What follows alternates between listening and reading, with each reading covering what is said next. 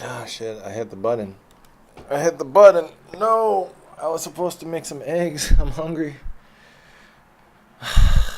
We'll do an hour and then we'll make some eggs. You know what? I have chicken. I will eat my chicken. Should I do that? I'm not going to subject you to eat my chicken. People don't. It doesn't fuck. I don't give a fuck. But I'm going to do this. I can do an hour. I thought I erased a video, the last video, so I went back and then I started watching myself and like monkeys do. That's why I'm gonna only look at these videos once during 2019 at the end of the year, about a year from now. But otherwise, then you'll get into solipsism, obsession with self. If you're just like, oh, look at me, we're gonna.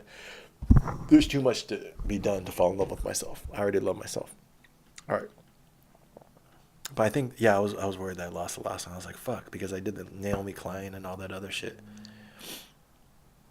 Naomi Wolf, whatever. I have to look up those documents. I found them again. That's the beauty of the internet age and what we might lose. Is you just think about the title or the subject, you can find documents that before might have just disappeared down the fucking memory hole. So now all they can do is distract us from the memory hole. Is this the same article? Did I? Oh, this is cool. So I only have one more Max article. That's cool. All right. The HuffPost, their fucking business model is a joke. All right. June 26, 2012. This is a new one. Updated August 26. What do? You go back to your articles 2 months later and then fucking edit them? I would think that they're better than this now, Max. Come on. I need to find Max. How do I find? I could probably find him on Twitter and shit. This is why Shaz, I need like an assistant or some shit to do the things that are below me. Fucking social media.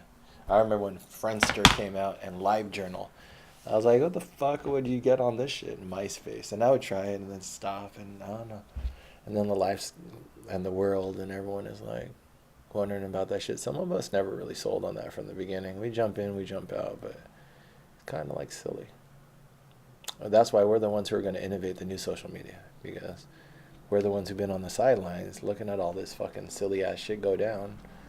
We could smell the fucking dog shit in the bag from a mile away. Everyone else had to fucking watch it get set on fire and then try to stomp it out, but before they figured out that the paper bag only was filled with dog shit.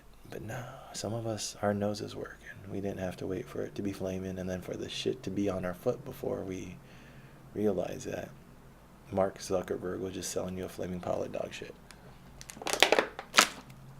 Zuckerberg. Reddit is trying to prepare for the IPO in 2019. Fuck that up. You should have made an enemy with Shaz then. We will see if Shaz can be the hero that he thinks he is in popular culture. First, we have to finish slaying the Max Bean. Max and his magic jumping beans. Here we go.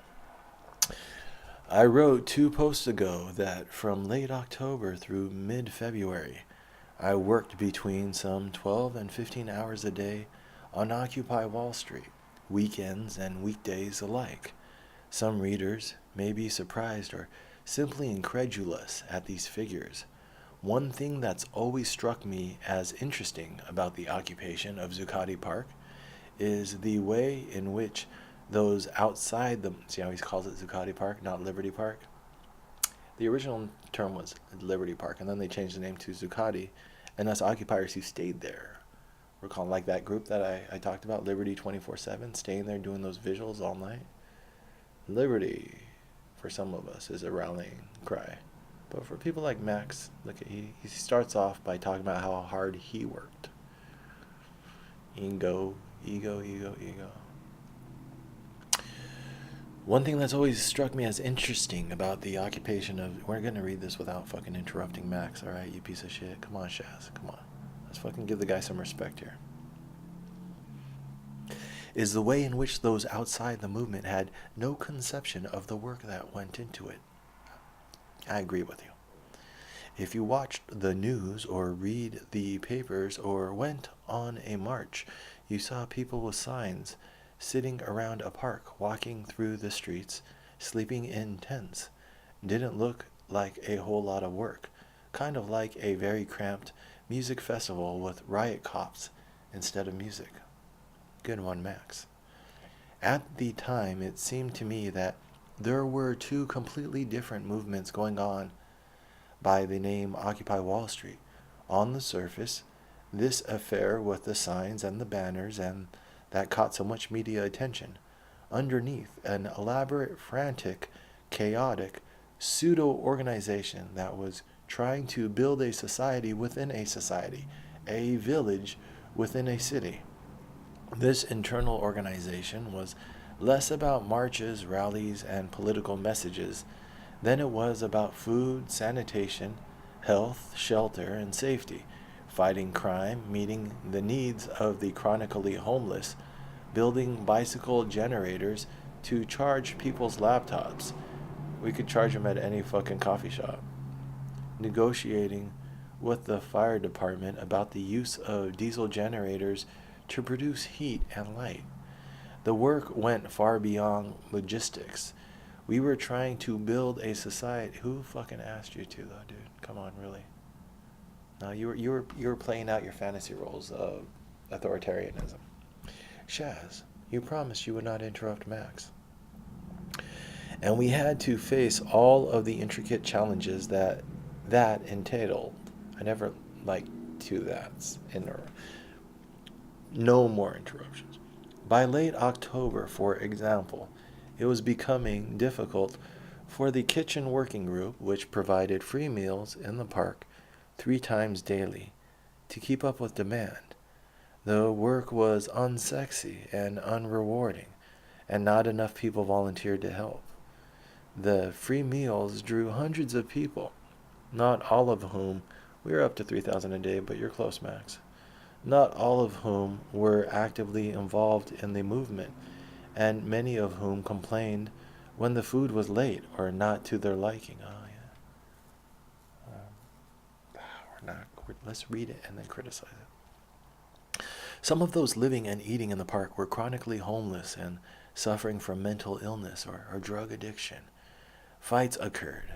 Heated debates ensued as to whether the movement should be feeding everyone who showed up, only those involved in working groups, or only those living in the park. Ideological battles raged. Exhausted, the kitchen took a 3-day holiday. They were accused of abandoning the homeless population of the park. Financial point people within the kitchen group were accused of embezzling money from the movement. Rumors flew. We know people stole money in the kitchen. They lost a laptop on the subway is what they did. And they got a brand new laptop. Come on. We know these people, Max. Name names. We know who was working in the kitchen who was shady and who got kicked out of the kitchen because they were shady. There are many details. And also one of the dudes from the... Oh, fuck it. I'm never going to be able to fucking just keep my peace. Because I feel like I'm going to forget it. One of the kitchen dudes worked at a fucking hotel as a chef. So he knew his shit. He wasn't the head chef, but he worked in a hotel kitchen. He was one of the hardest working dudes. He showed up to the farm with mushrooms, mushroom chocolates, and handed them out. I didn't feel like I should do mushrooms at the time. I'd started my mushroom practice once my life got back on track. Back then, I was still a little bit questionable about psychedelics. You don't really want to be insecure and also losing control of your mind, because your insecurities can then take the place of the authority and the default mode network, and you could come up with some crazy ideas, which is a really good concept, actually, for why you should really be respectful of psychedelics. Because once you get rid of the administrators in your brain, other things can take the fucking default way in which you look at the world. Other things can take its place. Not all of them are holistic. We have some funny stuff in our head, so... And that's why I take psychedelics, to check what ideas I get when I'm on psychedelics. But when he brings up drug addiction and then he brings up embezzlement, I just brought up an interesting story about a guy who I know didn't steal anything from the kitchen. Very good guy. But he wasn't a fucking square. And he was fucking... And that's what the movement was filled with, those people. They're just living. He came up to the farm and I didn't get mad because I was like, well, we don't really have work to do anyways. We're just kind of like building relationships with this family. And then I backed out before any... I don't even know what they did on that farm, if they even came up with a plan. I just knew it was like falling apart, and I was like, I don't want my name attached to this anymore. But he showed up that week and was like, well, we're just fucking hanging out, getting to know these people anyway, so he kind of like secretly, like 5 of our group was on mushrooms. I thought it was hilarious. I'd done him by then. I did him in my 20s. Yeah, it was funny. And just to see people's motivations. They're just, a lot of people are trying to change the world, but some people are just like, this is the gathering of cool people. Let's come out and I think that's a lot healthier way to interact with the movement. It's just like, whether it's for good or for bad, or to change the world, or just have a party. Well, not for bad. It's that's what it is, and that's why I kind of settled on now. If we do another gathering, at the very least, let's just have a good time, share ideas, share culture, share values, come away as better people. And then if the political thing, if it works out and our strategy works, great. But if not, at least we had a good time. And that's what those people that I saw in the movement were like. They had, I was like Max, we're like just too close to it and cared too much. I just written a book about fucking revolution, or written a proposal for a book. This was my life, and then my life's ideas and work are in action. So I was the fucking, like some guy said, Holden Caulfield of the revolution. Yeah, I was just like, no, this is going a little bit too far. I wasn't that naive or that childish, but I was like impetuous, definitely. And Max too. Look at how he talks about it too. We were just, this was our, like, he's all about education, and I seen these communication tools, very classroom like, and he it became the revolution that all of us had envisioned. But then in a way, since it was beyond our control, that also limited our scope of being it. And that's the growth that me and Max would talk about. Yeah, no, this movement challenges you to open up your ideals and actually synthesize other people's information, because you can't just see it through your one peephole. But then it exposes just how narrow each one of our conceptions of reality is, and how important these convergences are to synthesize the collective narrative. What we're being deprived of by being deprived of civics and democracy. We're being deprived of the ability to have a collective narrative as a people. And that's really fucking scary. So the people who come out just to fucking contribute to the good time, that's actually a good thing. That's a cross-pollinator. You know, people aren't going to come out if it's not good vibes. And so I like mushroom eating chocolate sky. I think that's a subtlety that Max misses. He's like, no, the vanguard is the one that organizes, and then the vanguard is the one that needs a break, and then you have all these fucking miscreants in the park. It's like, nah, dude. The park's where the life was. That's where the party was. That's where the fucking was going on. A lot of it, unless you're taking these, like I got taken back to a fucking artist, by an artist. The people are coming into the park to fucking slum it with us and then take us back to their apartments. This kid I know, fucking, I think it was Hunter. He had a sugar mama in Midtown. Some fucking girl in her 40s, just really nice apartment. Hunter was a good looking man. Hopefully he still is. And so he swung a nice one. I swung a nice one. But like the park was where, like, he says drug addicts, you know, like, I mean, you gotta be so judgmental. Aren't we trying to legalize drugs? That's what me and my little addict friend who's fucking ODing on fentanyl because she's a dumbass, but that's what I talked to her about. I'm like, if we're gonna legalize drugs, people have to know how to use them. That's why I'm trying to be honest in my drug use. What is a drug I like? What is a drug I don't like? For what reasons? So you can make your own educated opinion. That's how the world used to function, according to personal responsibility. But then again, nations like China were colonized through pushing of opium, so some of these Scandinavian countries are doing it right. You legalize it, you let the fucking addicts do it in a clinical setting where they can get help if they need to, and it's not a stress on society. There's shades of gray in between the ideological poles of pure legalization and pure criminalization. And right now we have criminalization, which isn't working. That's the hints of what I'm getting from Max. It's a very good idea, Shaz. And I'm glad that you took the time to interrupt Max's article to state it. We're only 15 minutes into this video. It's not like, but how many videos are we going to do on Occupy? 20, 25? We're already up to fucking like 18. So Shaz, shut the fuck up and let Max speak. Okay, Shaz. There are many details in the above narrative that I have left out, and dozens more stories like it, but one more example will have to suffice. When OWS began erecting tents to provide shelter from the elements, public space began vanishing from Zuccotti. Paths through the park narrowed and vanished. Flower beds were camped on and destroyed. But, oh God, the flowers. By early November, the public meeting space at the eastern edge of the park, where the General Assembly was held, had all but vanished. Vicious turf wars occurred over sleeping spaces. Vicious. Various ideas of private property were invoked and denied. In the privacy of individual tents, crime flourished. Can you explain that to me, Max? What what crime can happen in an individual tent? Because that's like in the privacy of personal property, crime. So your ideal society wouldn't have privacy or property, or do we want an all-encompassing? That's the underlying ideology behind this. Maybe not you're thinking it, but this is the foundational belief behind this train of thought. In the privacy of individual intent. I wouldn't write something like that because I wouldn't want to have to defend those fucking words. Crime, the concept of crime is social. That's what the libertarian anarchist would say.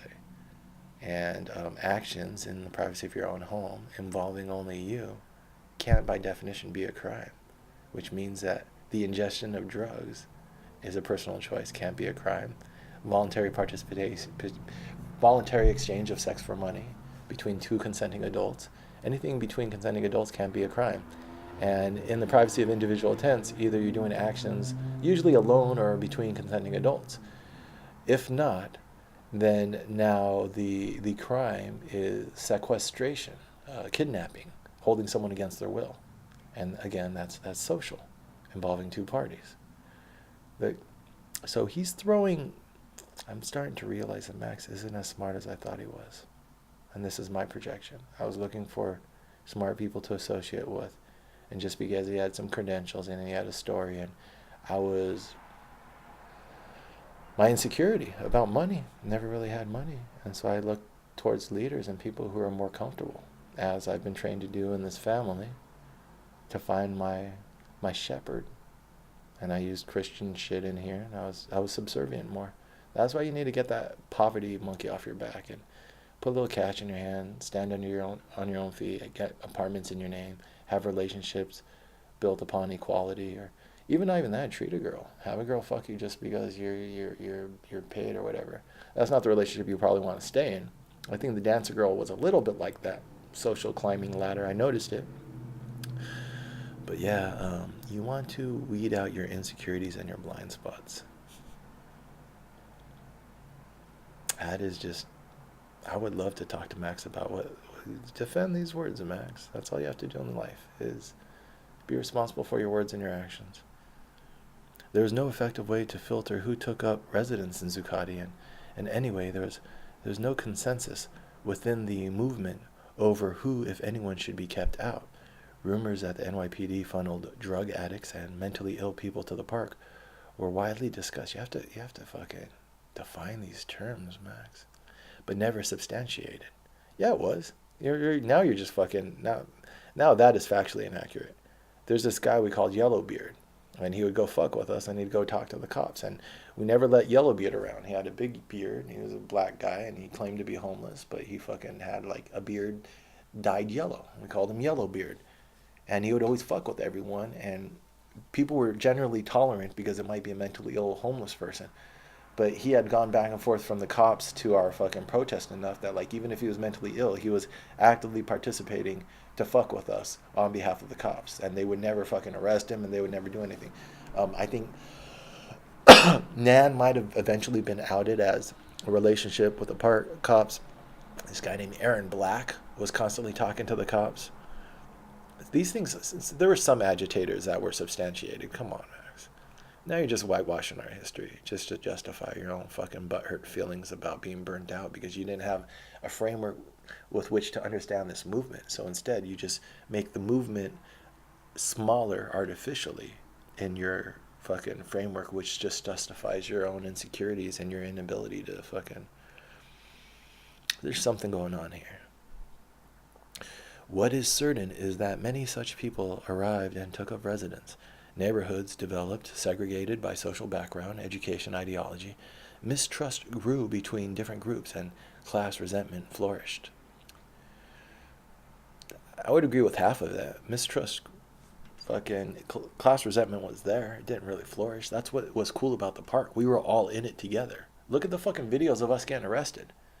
Do you see fucking homeless next to fucking college kid, next to people like me, down and outs? My parents are getting evicted. No, the antagonism that we were surrounded by created a solidarity within the group, which is why people are getting tattoos and fucking having crazy ass experiences. Why am I reporting all this? But you didn't know because you don't fucking stay in the park, Max. This is a view of someone who lived in Crown Heights, Brooklyn, and would fucking only attend the organizational meetings and was actually scared of the grittiness of the park because it was the grittiness of life. This is a view of fucking. This is very naive of you to represent this on Huffington Post, Max. Why am I reporting all this? Not to answer the question that I promised to answer 2 months ago. Why did I leave the movement?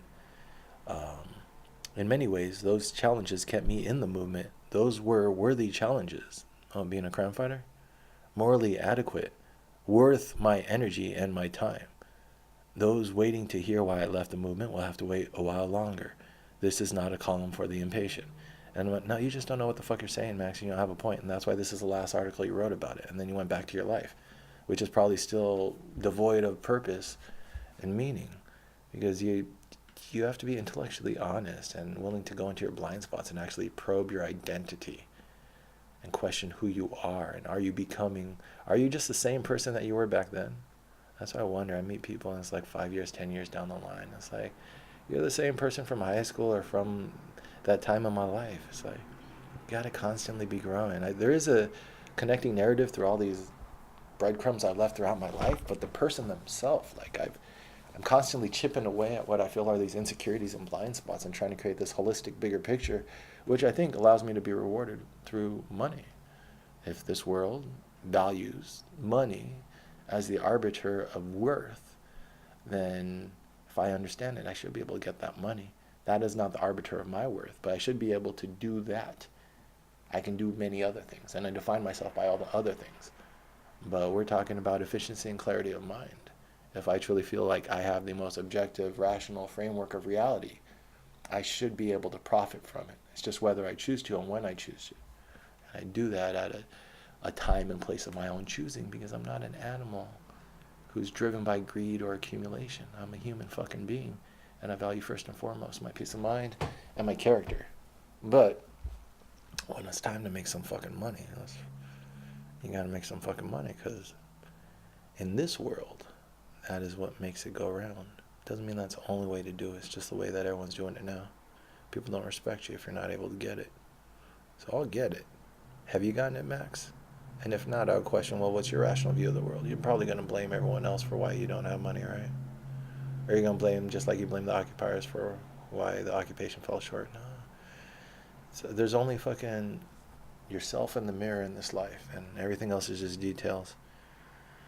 I'm not reporting these things to besmirch the memory of the occupation, nor to glorify those of us who worked 100+ hours a week to meet those challenges, just in case if you didn't do the math, he did another summary of all the hard work he did. That doesn't matter, dude. There's a lot of people who work really hard at shitty jobs and don't get paid well. It's work smarter, not harder in this world.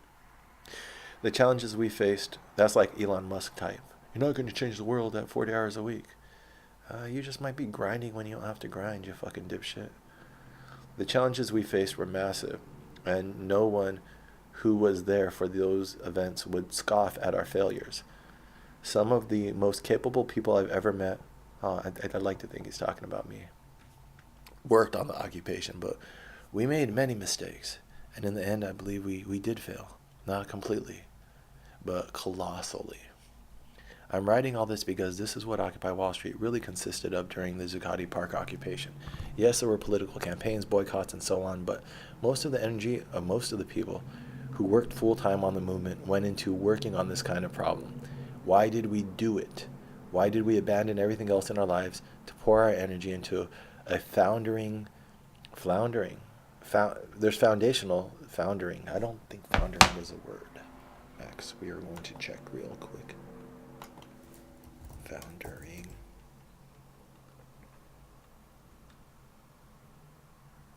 Of a plan or undertaking, fail or break down, typically as a result of a particular problem. Foundered. I thought it was floundered. Oh my god, I'm the idiot here. Floundered. struggle mentally. Fuck, they're both. How are you going foundered and floundered are both fucking almost synonyms. The more you know. Like, that's what you get for being petty. Eventually you look like an ass. But I'm willing to, because it feels so good when you're right. Into a foundering social experiment in a concrete park. Good word. Good. It seemed worthwhile. It still does. Fighting that crime in those fucking private tents. Privacy. They got privacy. And then because of the privacy, they got crime. That's fucking, why don't you just stick with the fuck? But see, that's what it is. Without a narrative or framework with which to view society at the large, he's never talked about corporations, civics. He talked, this is why I would say that this dude's just a fucking a malicious actor, because he's too smart for this. I've talked to this dude, unless I don't know, I'll give it 50-50. I'll sit down with him and I'll actually ask him some hard-hitting questions. I'll be like, you've talked about the ways that we organize ourselves democratically, which represent the classrooms and the values of that. So you see the strength of our organization structure. um this might just, maybe just interesting. And then you and you're amazed by it, that these people can come together actually and speak democratically and with self-restraint, where thousands of people can interact. You voted for Obama apparently, and so you want a better world. This is Citizens United happened in 2010, so we see how corporate influence in politics is becoming just more and more. The only way I can excuse it for him is that this narrative that in order to go through school and the lower levels, obviously he's a smart guy and he's achieved success in his field, I'm sure. And so, but in order to do that, you have to internalize the narratives of the society, and those allow you to have the cynicism that you don't even have to articulate because it's assumed. That yes, Citizens United in 2010 allowed corporations to pay unlimited amounts into campaigns, election campaigns, and pretty much it was admission that our civics and our democratic process is going to be overrun by corporations. We can't do anything to stop it. That is just accepted by the cynicism of I guess that class that Max belongs to. That's not a problem because that's just how that's the world as it is. That's Ben Rhodes and stuff. And I'm acting like these people are malicious, and this whole year I've been thinking maybe it's just their values. That's because I don't relate to that, because I didn't stay in the college, I didn't stay in the military, I didn't stay in organizations which would be able to sap me of my idealism, my objectivity, I think. But these other people, in order to matriculate through their power structures that have given them esteem in their life, if not money, the career or the degrees, because it's not always money. Um, you have to become indoctrinated by certain cynical uh, belief systems that the greed and money is necessary in order to make the world go round. So there's no reason to protest that. So that kind of explains why.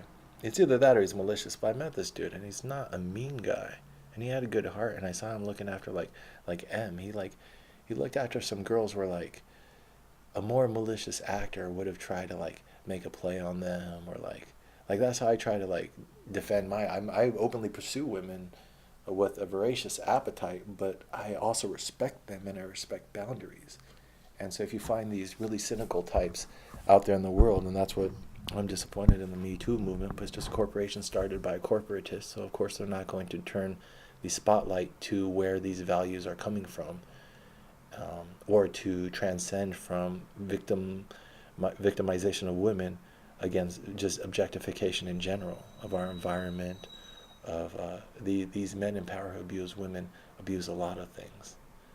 And any form of justice needs solidarity between the victims, not just the women, but let's draw the bigger picture here. So I didn't see that in Max, that sickness of pure cynicism in which he would victimize the weak or the helpless. I mean, I'd have to talk to M, but she trusted him and stayed with him, and she was very, very wary of certain energies. She's like an empath. Very, like the first time I talked to her, she broke down crying, and that's why we connected. For all of my assholery and being lascivious and chasing women and spouting off, Real recognized real. She could see that, and that's why I like talking to her, because we validated the empathic person in each other on a purely platonic level, which was, I would tease her every now and then, let her know the door's open. Yo, maybe we should get down. Maybe we should. You want me? Are you sure you don't want me? But we didn't. And she knew it was harmless.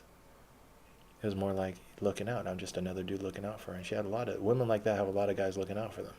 That's why they're able to walk in. That's why she's able to live in the street with a bunch of fucking homeless people. She has her protectors. These women cultivate friendships, but that was all to say that she trusted Max, and so she trusted Max. I trust Max, but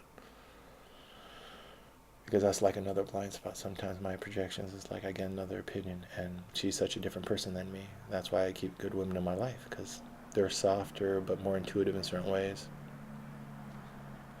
Softer in the sense that I could be harsh, but yeah. So maybe it's just a blind spot. Like, why did he not talk about? He had 3, 4 articles. He didn't talk about what ails society and how to fix it. He talked about what ailed Occupy Wall Street and then offers how to fix it. So he provided nothing constructive that can help us with the historic context of the movement or help us with the next movement. And it feels like but it might just be because of the power structures he's matriculated through, that he doesn't really see society clearly. He said Obama let us down. It's not how I would phrase it. I would phrase that the people who voted for Obama were naive, but that would take a come to Jesus moment for these people who voted for Obama, looking in the mirror being like, how did we get tricked?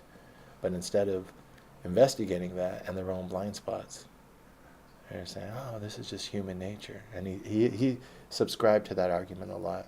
Human nature, natural systems, this is just how things go. And then if you look at the things he's trying to correct and the things he put his energy towards, they were to nanny state type shit. Well, their privacy and the freedom is what led to the crime and the degeneracy. That was probably the biggest part of Occupy Wall Street, the biggest problem. It was anarchist tactics, anarchist movements, and then that's why when I started reading about anarchist ideology, I was like, oh shit, this was the strength and the push from the beginning. And right now, while I'm doing this, I'm also finishing up that Woodcock book. It's a bitch of a book, so I got 75 more pages, but it lays out, we had a lot of similarities to like the Spanish Civil War. As much as the anarchist and that energy would work with the movement, we were the strongest. But once it pulled away from the movement and was like, and it became more bureaucratic and authoritarian, then we were divided against ourselves and we fell. Some people might say, well, but why do you hold so strongly to the anarchist shit that doesn't work in real life? That's the only reason people came out. That was the General Assembly. It was an anarchist organization tool. Started, verified by me independently by another person, and then by David Graeber. I didn't like David Graeber. I still don't, probably. I don't like most people. But I really suspected his story, that he said that he helped found it. But then when it was also related to me just by a drunk guy at night, I was standing vigil in the park, and he was like, no, there was the normal labor protesters, and then there were some anarchists that he suspected were international activists. And he said they did 2 organizations, one of the Democrats as usual organizing labor, and the other one through the anarchist organizing of a General Assembly. That one allowed people to participate more in direct democracy because it's more idealistic. And in this age of coercion and authoritarianism, an inclusive civil discussion is what became addictive. And that's what Max first talked about in his October post, only he generalized it out to the methods by which we were communicating, related that to his bias, which is education, and missed the whole fucking point. It was the anarchist libertarian method of organizing. It was the idealistic civics in action, which we're starving for in America, to create a collective narrative. And why are we starving for it? Because we're being drowned out by corporate narratives. That's a summation right there. That's the thesis of the Occupy book. And Max, for all that education, was blinded to that because of fucking drug users in the park, because of social classes he didn't understand, and because of blind spots that he hopefully now, I don't know, is he doing the fucking how many people are living like Shaz? That's why I live my life, to fucking not everyone else can live my life. So I live my life openly and transparently, so at least people can benefit from the way. How many people take a year off their life just to look at themselves and fucking think about what the fuck they're doing? And then I was in that apartment, and that's why when I got evicted, I was like, I didn't leave this apartment because I'm kind of in a bubble in this apartment. I was looking at things a certain way, which the recordings I have of this last year show that. It was interesting, but it was like spoiled Shaz. I had to fucking get my lumps, and so this whole living with my folks are my last lumps that I needed. Yes. All right, we're gonna run through 25 minutes. The To the Occupy Wall Street community, those promoting Movement Resources Group, formerly known as Occupy Money Group, often claim legitimacy within the Occupy movement by mentioning the fact that MRG was incubated as a project of the organization working group of Occupy Wall Street. We, the former members and liaisons of the organization working group, feel that the actual circumstances around the creation and incubation of MRG, OMG, BAG raise serious challenges to MRG's claims to legitimacy. In fact, an overwhelming majority of organization members and liaisons chose to leave the group as a result of the creation of MRG and related issues. The concerns we have expressed, and would like to express again, include MRG members have chosen to use intermediaries rather than interact directly with the OWS community, and that has given them a limited second-hand understanding of the current culture and operations of OWS. While we do not necessarily believe that MRG is acting in bad faith, their lack of connection to the movement suggests they may not be fully aware of the impact their organization would have. MRG perpetuates existing structures of power and financial dependency in several ways. MRG's board is structured to include 2 occupiers from NYC, but there is no process laid out for their selection. MRG is poised to sidestep the Occupy community as a whole and select key OWS activists friendly to the MRG agenda. By providing stipends to those they consider core activists, the MRG structure turns activists into employees and provides these wealthy donors means to further control decision making. MRG replicates the patronage model of funding rather than inviting community involvement in creating new ways to shape and support the movement. The MRG model perpetuates top-down control and promotes actions and messages dictated by those who have money in our society, rather than those who are disenfranchised by the wealthiest 1%. Finally, given their explicit intention to support large campaigns, MRG messaging could overshadow or marginalize resolutions and decisions from the General Assembly, a structure actually created by and involving regular activists. By anointing a paid few to speak for the 99%, MRG subverts the spirit of the Occupy movement and thus may actually prevent an authentically national Occupy movement from synthesizing. We have only a few unbreakable laws from OWS, the most important of them being, don't speak for us. Signed, former organization members and liaisons: Beth Bogart, Caroline McLaughlin, Kristen Crowther, Hall Powell, Haywood Carey, James Owen, Lori Ferry, Megan Hayes, Pete Dutra, there goes Pete, Ravi Ahmad, Scott Simpson, Tom Gillis. Most of these people probably don't like me if they remember me. But, yeah, fucking Kristen Crowther and Haywood, I'm pretty sure those are the 2 who are both on finance. And I was like, how are you going to have 2 people dating each other on finance? That's like, where fucking corrupt shit is this? And Haywood is the guy who was in that Occupy office with me. He was a paid agitator a paid organizer from labor.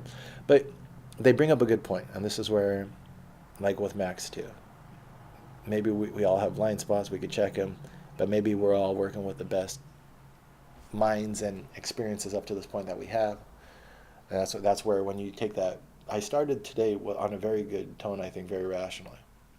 There's 3 possible solutions: ignorance, maliciousness, or ignorance of the other party, maliciousness of the other party, or ignorance on my party. I know that I'm not being malicious. I'm really trying hard my whole life to prove my sincerity. So we'll start with ignorance on my party. Let's start there. Let's assume everything that someone else is saying is true, and let's inspect it in a transparent way. And now we're taking away ignorance on my side and ignorance on their side, because we're creating a shared reality. And now all we're left with is the malicious actor. And so even if I think some of these people are malicious, maybe they are, maybe they aren't. But if we approach that way, objectively, honestly, transparently, creating a shared truth, we're going to take away any excuse of ignorance on my side or on your side. And now all we're left with is, all right, who's being the asshole? So giving that caveat, even if I had disagreements with these people in the past, objectively, I like what they're saying here, but this is the natural extension of Max's vanguardism, of that these guys thought that they could be the elite and run our protest group, but then they got one-upped by a movement resources group. I think the Ben and Jerry's guys were in there. Big money was coming to the movement. Alec Baldwin came and visited us. People were wondering if this could further their personal political ambitions, or just if they can tap into the movement. Even with the Ben and Jerry's guys are nice guys. They gave us free ice cream and a bunch of other shit. They spoke to us and shit. They were nice, well-intentioned people, it seems like, but they don't understand. They just say, okay, these are ignorant kids. We have to go and help them. And so we had this big meeting at a church, and they put on their idea. They were like, we're going to have this big group with a lot of real money coming in, like real, that $35,000 a plate money I was talking about, real fucking political money. But they were saying, you guys need more organization, so we're going to create a board of directors, and then we're going to include two, well, right here they're talking about MRG putting 2 occupiers on that board. But at this group meeting that I went to, I just found this document in my emails because I was subscribed to these guys' email chains. Just fly on the wall, no matter to me. I'm just a fly on the wall. But not my stinger. The stinger of justice. No, I'm really a bumblebee. But so I got this out of my emails I was digging through, just to be representative when I was trying to put together Occupy Wall Street documents. All right, what was actually going on. And so this is a natural progression from our direct democracy, and that's what they say. Whenever someone wants to claim the heart of the movement, they go back to the General Assembly, which is funny because that's an anarchist tactic, is direct democracy, civics participation. That's what makes you feel alive. And so that's why these people, even if not ideologically, they're trying to usurp that ideology as their own, but they just feel it because everyone feels it. They're not robots. When you're a part of it and it works, you're like, fuck, this is exactly how people should fucking have civics all across the world, not just America. This is what it's the Spanish Civil War when it worked for the anarchists, when you had a bus factory that actually was pumping out buses at 5 days instead of the average day was 7 days to build a bus, and they're building 5 days. And the guy, this guy Woodcock seems like an evil. He has his blind spots, but he seems pretty even-handed. So his sources are even-handed too. He doesn't, and if he acknowledges if his sources are partial. And I want to dig into his sources and dig into more of the history of anarchism. But when you see collectives and shit actually is run by the people for the people, it's energizing. It's like, yeah, we don't have to live in a world of assholes. We can actually be idealistic and still have a plentiful, beautiful world. That narrative is so ingrained in us that we're going to all devolve into the Lord of the Flies if we lose our fucking slave masters and our slave drivers. And that humanity is just, that's what Max, his logic and reasoning was along those lines. That's some fucking insane blind spots to have. It's not a happy way to go through life. That you need authority and control. That's like the Christian shame of yourself and your own thoughts. When I talk to my mom, we get to the heart of her fucking virus in her head.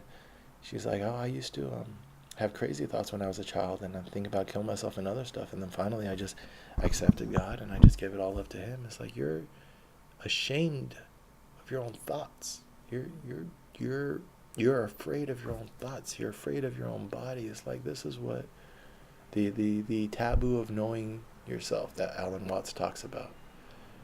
The West's Cartesian dualism between the mind and the body, and the body is a filthy thing to be dominated and made subservient, and that's why we dominate others. It's all just projections of how we deal with ourselves, and it's a sad way to go through life. It's something that I've been correcting ever since I was young.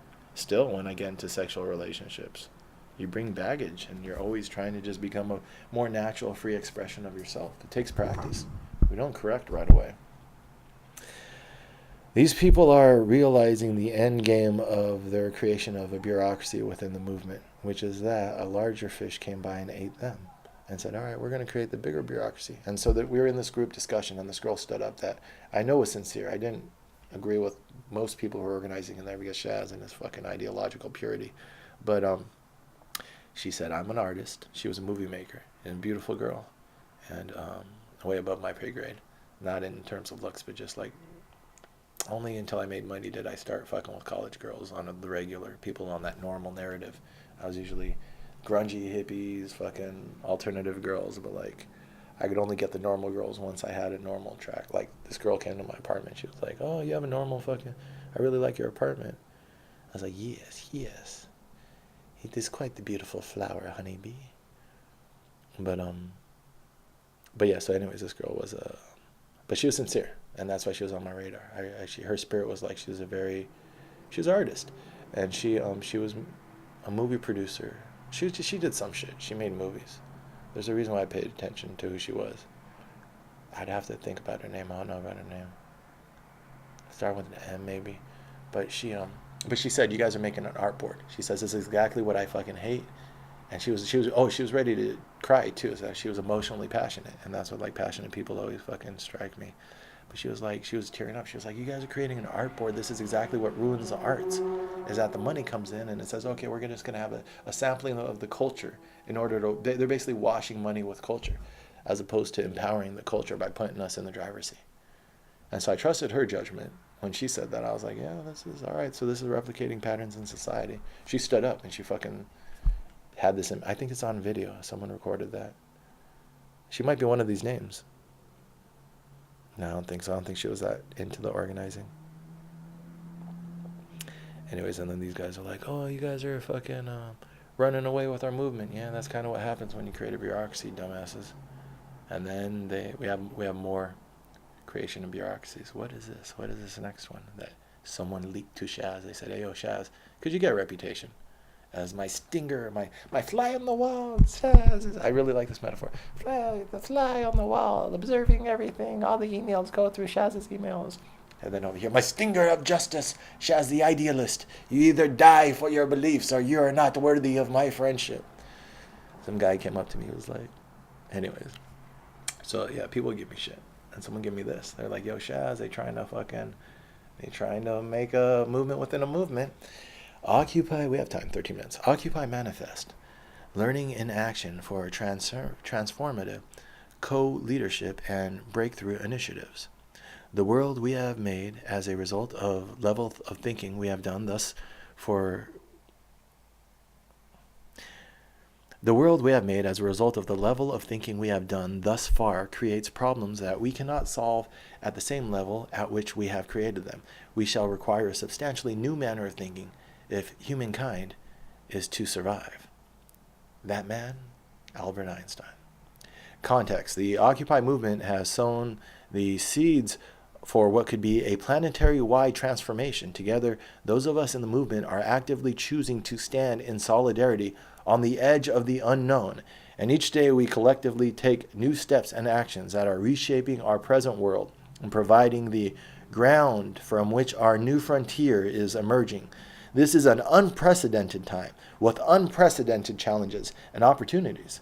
It is essential that we approach what is before us with a deep connection to individual inner truth and source, while actively and effectively engaging the world to shift into the new paradigm that we are creating and discovering together. Sounds like corporate bullshit speak. Well, we have paradigm. That's definitely on the corporate bullshit speak. Bingo card. Shared leader. All we need is like stakeholders, buy-in. Shared leadership, direct democracy, and acknowledgement of all voices are some of the key underlying core values of Occupy. These values make up the heart from which this new world is being born, and they challenge us to step up and engage the deepest part of ourselves if we are going to successfully navigate this change together. We are each being called to become our most authentic selves and to allow our actions and words to be guided by our authentic core. The success of our movement rests on the shoulder. What the fuck have we even said so far? The success of our movement rests on the shoulders of all who are involved in the work of sustaining it and moving it forward. We are essentially the midwives of a new world. To accept this responsibility requires that we step into the substantially new manner of thinking that Einstein is referring to in the quote above. We must become the true servant leaders of the new world, holding our core selves in highest regard while genuinely and intelligently giving our full selves to the good of the whole and actively choosing to do all we can to better the world. Sounds like you're fucking trying to tell people to be followers but of themselves, but still the framing is really odd here. One of the prevailing ideas surrounding Occupy is that there are no leaders within the movement. According to the conventional view of what leadership entails, this is true. There is no one acting as the CEO of the movement, telling others what to do and holding the final word on decisions that are made. In this traditional context, we view leaders as high-profile public figures who make speeches and manage high-level meetings. They also tend to reap the greatest financial and personal rewards when a group's endeavor succeeds. However, leadership can also be 17 pages. Wow. We'll do one more if we have to. However, leadership can also be defined as the capacity to inspire others to action. According to that definition, a leader is one who speaks and listens in a way that enables individuals participating in the conversation to act to create future life conditions that were not predictable at the start of the conversation. True leaders also take it upon themselves to be accountable to the needs of their community and the world.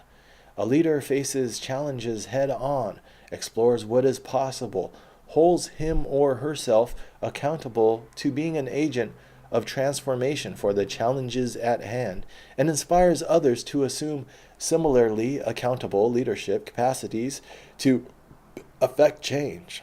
This fucking purple prose is giving me indigestion. Occupy Manifest is a unique learning in action program designed to nurture this type of co-leadership in the world. These are the leaders necessary for the systems of the world to successfully be shifted to ones that will create a sustainable future for all. If you have to spend a fucking page and a half before you hit me with your selling point, then it's probably I'm getting a snow job here. If you lead with a quote by Albert Einstein, most definitely I'm probably getting a snow job here by some corporatists who are trying to fucking... But this co-optation of the leadership was really interesting because it was a subtle one. Someone leaked this to me. They were passing this around to get people to sign up for a leadership movement within Occupy Wall Street that you would have to pay good money for, but they'd also offer scholarships, go to retreats, and then they would groom you into the leaders that Occupy Wall Street needed. So I saw this. I saw the money group that those other people who I didn't agree with, but they were protesting against, which shows that they might not have been malicious, just naive. That, yeah, you don't respect our anarchist libertarian traditions and create a bureaucracy within the movement. This is an eventual extension.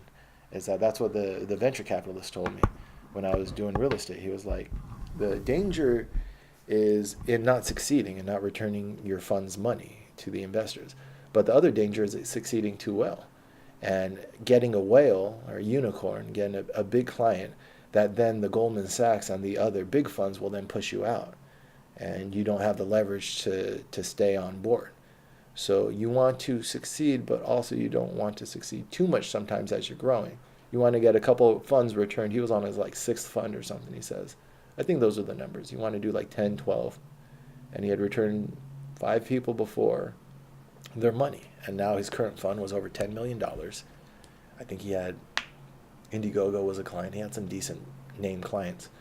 But that's what it is that you create a bureaucracy and a structure. There's always bigger fish out there. And then you've just basically paved the ways for... That's the problem with authoritarianism, even if your intentions are pure. And that's why Barack Obama, if he was a man of actual substance, idealistic-wise, with ideals, or even mental substance, I don't think the guy's actually that smart, maybe, because some of the shit he does is just... He always has plausible deniability. He's smart at covering his ass. He's not really smart at execution. Yeah, because if he's a constitutional scholar and he didn't think that it's important to roll back the powers of the executive that George Bush Jr. pushed through, well, that goes to courage. Maybe he's just not a courageous man. Maybe he does have ideals and he does have intelligence, but he doesn't have the courage to implement those. But he had to have known as a constitutional scholar that the things that George Bush Jr. did were bad for a democracy by making the primacy of the executive branch of government so all-encompassing and powerful that they can wage war without passing it through Congress with impunity. You could have so many war profiteers in his administration walk away scot-free. Fucking Dick Cheney even, I think, was able to collect his stocks from Halliburton, which was getting these no-bid contracts. He just had to put him in a blind trust until he was out of office. These guys all enriched themselves and their dynasties, furthered their dynasties through the presidency. What Donald Trump is doing is small potatoes compared to that. We're still burdened with these wars of aggression. The stalemate, the generals now in Afghanistan are saying that we're stuck in a stalemate. Who could have foreseen that? But we made some people a lot of money. $6 trillion from our treasury. It went somewhere. And Barack Obama's like, no, we're not looking backwards, though. So is that a failure of intelligence, of idealism, or of moral courage? I don't care. I do not give a fuck. He's in the way. He's in the way of us figuring out our shit. And he's also dominating the narrative with his media consolidation. His narrative has choked out all others ever since he became president. And then any reaction to him is called racist. He's just a piece of shit human being. He could be a white piece of shit human being. He could be a black piece of shit human being. He's a bad father. He's a bad human being. I've never had any kids, but just the way you fucking act. Like, your values corrupt yourself, and then the sins of the father follow the children. I didn't make the rules of life. This is just the rules of life. If you're a piece of shit human being, it's hard for you to protect what's valuable. Well, you don't know. That's what a piece of shit human being is. Someone who doesn't value what is actually of value in this world, which is the human, the beautiful, the aesthetic. He just values power. And that's what his life has shown and his actions have shown. And then who is the weakest among us? Our elderly, our children, our women. And so that's how a man like that is able to allow his daughter to go and do an internship at Harvey Weinstein's fucking company. It's not something that's not something I would have done. How would he have known? It would be more sensitive to people's values, and then don't interact with people who don't share your values.